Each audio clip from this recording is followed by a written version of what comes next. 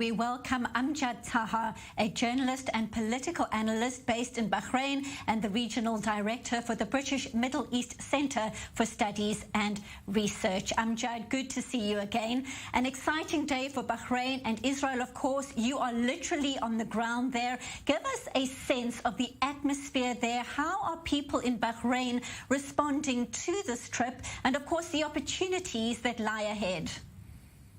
Well, I was in the airport. Let me tell you this. Everyone was celebrating today's historical moment as our eyes saw the Israeli airplane landing. Many, unfortunately, were used to see this airplane targeted by terrorists in Palestine, whom are sponsored by Iran. But today, the airplane was welcomed with a wave of shalom and a smile of peace victory. It was a very emotional, special time for Bahrain's Jewish community, as we witnessed the tear of joy and gladness to watch a dream comes true. This great occurrence, Bahrain and Israel aren't just today signing a deal to establish diplomatic relations, but a deal of peace and prosperity, a deal of together we stand, and together we stand firmly against radicalization and terrorists, and for development and growing a strong nation and economy. We shall thrive. This historic moment that we never expected to see in our lifetime. The aim of this communique or the deal is to start to implementing the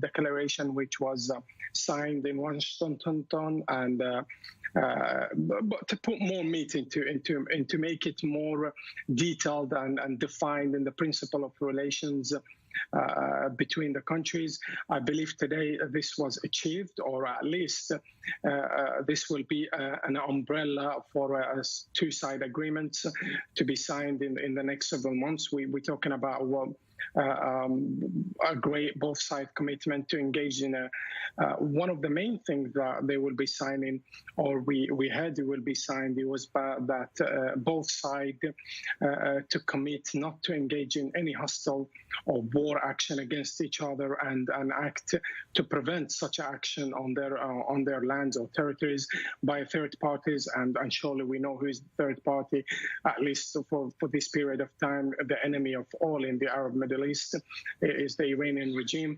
The agreement today highlights the areas of investment, civil aviation, tourism.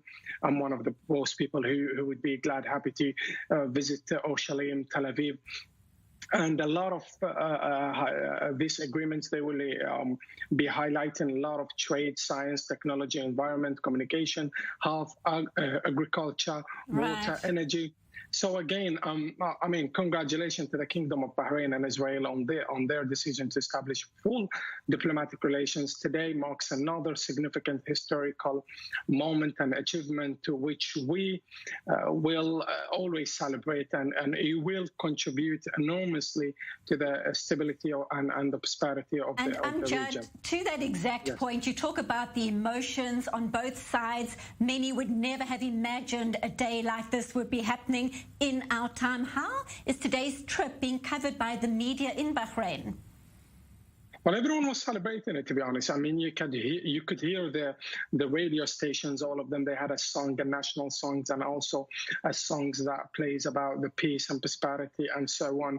The people of Bahrain are fairly engaged with this agreement. They celebrating the fact that the Bahraini people, are choosing peace and not war, and being side by side as usual. The Bahraini Jewish community always celebrated the peace and prosperity in Bahrain, and this is like everyone here in Bahrain.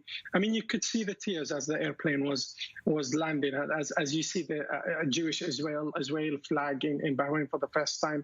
And some of the people, there was like indeed this Abrahamic code as the two brothers from different sides are gathering on the land of Bahrain, which was known for for being a very peaceful and coexistent.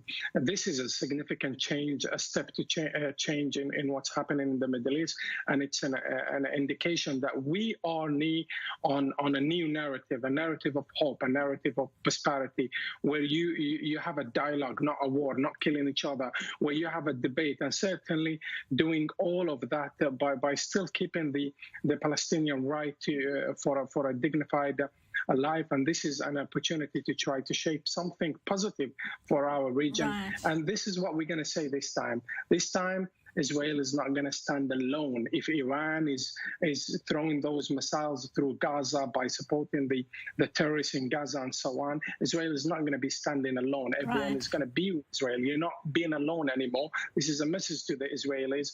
The history has changed. We are not enemies. We are friends of each other, and we have a common enemy, which is the terrorists and the radicalization in the whole Middle East and in the whole world. Together, we stand. Thank you so much. Amjad Taha, journalist and political analyst in Bahrain. We appreciate your insight, and when those direct